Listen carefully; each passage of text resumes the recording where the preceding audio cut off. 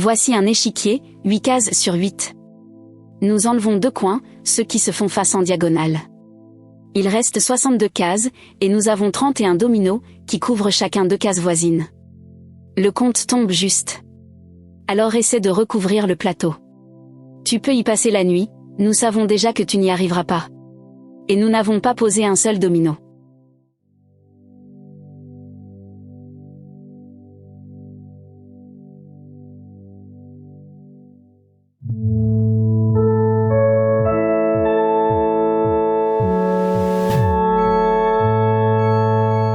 Posons le problème proprement. L'échiquier a 8 lignes et 8 colonnes, donc 64 cases.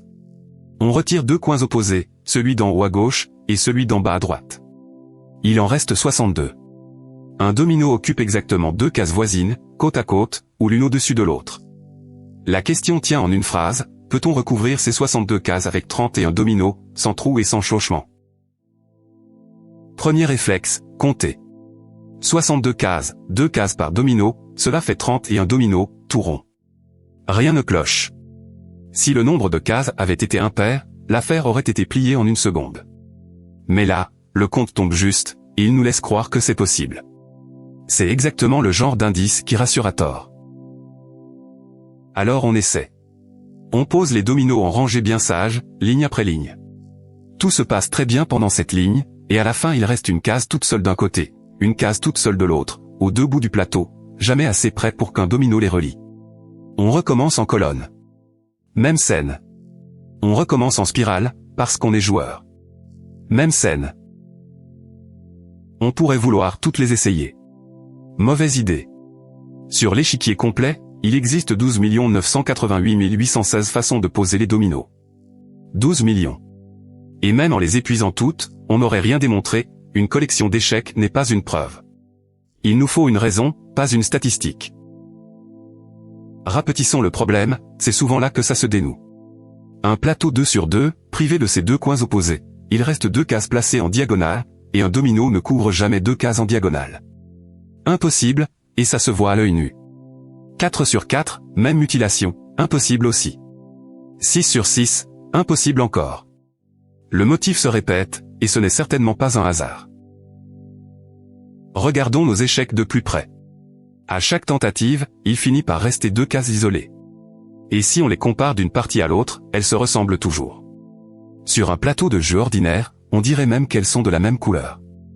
Tiens, à ce propos, un échiquier les colorier. Nous n'en avions pas encore dit un mot. Un échiquier alterne les cases sombres et les cases claires, ligne après ligne. 2 cases voisines ne sont donc jamais de la même couleur. Et comme un domino couvre exactement 2 cases voisines, il couvre toujours une case sombre et une case claire. Une de chaque. Quelle que soit sa position, quelle que soit son orientation, sans aucune exception. Maintenant, regarde les 2 coins que nous avons retirés. En haut à gauche, une case sombre. En bas à droite, sombre également. C'est là que tout se joue. Les 2 coins opposés d'un échiquier portent toujours la même couleur, parce qu'on passe de l'un à l'autre en avançant d'autant de lignes que de colonnes. Nous avons donc retiré 2 cases sombres. Et pas une seule case claire. Ce que nous venons de faire porte un nom, le coloriage. On peint les cases selon une règle choisie, puis on compte. Si tu as vu l'épisode précédent, tu reconnais le geste, c'est un invariant, mais dessiné. La quantité que le coup laisse intacte, ici, c'est l'écart entre les cases sombres et les cases claires qui restent à couvrir. Chaque domino en emporte une de chaque, donc cet écart ne bouge jamais. La démonstration tient en 4 lignes. Un échiquier complet compte 32 cases sombres et 32 cases claires. Nous avons retiré 2 cases sombres, il en reste 30, contre 32 claires. Or 31 dominos couvrent 31 cases sombres et 31 cases claires, puisque chacun en prend une de chaque. Il faudrait donc 31 cases sombres, et nous n'en avons que 30. Le pavage n'existe pas. Une preuve se vérifie. Nous avons programmé le comptage exact des pavages, et nous l'avons d'abord lancé sur le plateau complet, dont la réponse est connue depuis longtemps, 12 988 816. Le compteur retombe dessus, au chiffre près. Appliqué au plateau mutilé, il rend 0. Aucun pavage. Un 0 tout seul ne prouverait rien, il pourrait venir d'un programme fautif, mais un 0 qui confirme une démonstration, cela vaut la peine d'être regardé. Et si l'on retirait une case sombre et une case claire? L'obstacle disparaît, et il se trouve qu'un pavage existe alors toujours, quels que soient les deux cas choisis. Nous avons testé les 1024 paires possibles, toutes se pavent, et la plus avare en admet encore 418 000. C'est un théorème du Harraf-Gomory. Il montre que le coloriage ne fait pas qu'interdire, il dit exactement où passe la frontière. Voilà pour les dominos. Mais un coloriage n'est pas condamné à deux couleurs. Changeons de pièce. Nouveau plateau, un carré de 10 cases sur 10, donc 100 cases. Et de nouvelles pièces, 4 fois plus longues que l'arc, des barres de 1 case sur 4, composent à l'horizontale ou à la verticale. 100 divisé par 4 fait 25. 25 barres, pile. Le compte tombe juste, une fois de plus. Tu commences à te méfier, et tu as bien raison. Essayons notre outil. On colorie le plateau en damier, sombre et clair, et on regarde une barre. Posée à l'horizontale, elle couvre 2 cases sombres et 2 cases claires. À la verticale, la même chose. 2 et 2. Le damier ne détecte rien du tout. Ce n'est pas le coloriage qui échoue, c'est ce coloriage-là qui est trop grossier pour une pièce de longueur 4. Prenons donc 4 teintes au lieu de 2, et peignons en diagonale. La teinte d'une case, c'est le reste de la division par 4 de la somme de son numéro de ligne et de son numéro de colonne. Première teinte, deuxième, troisième, quatrième, puis on recommence. Le plateau se couvre de rayures obliques, et chaque rayure décale la précédente d'une case.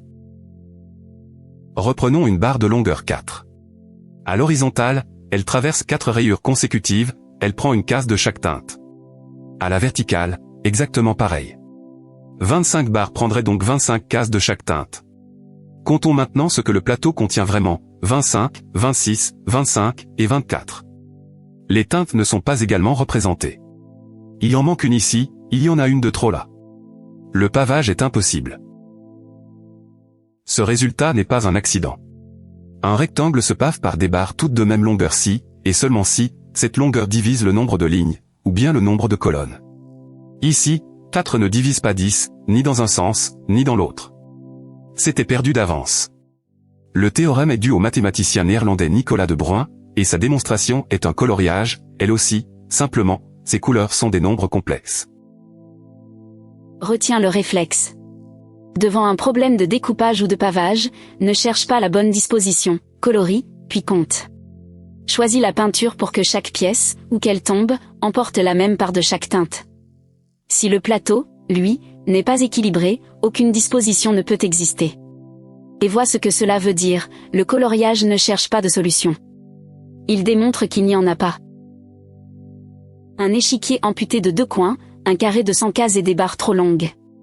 2 problèmes sans rapport, et 2 peintures, 2 couleurs pour les dominos, 4 teintes en diagonale pour les barres. À chaque fois, la même question, posée au bon moment, que chaque pièce emporte TL, quoi qu'il arrive. À toi de jouer. Reprends le carré de 10 sur 10, et prends cette fois des pièces en forme de T, 3 cases alignées, plus une 4e collée au milieu. 25 pièces, 100 cases, le compte tombe juste.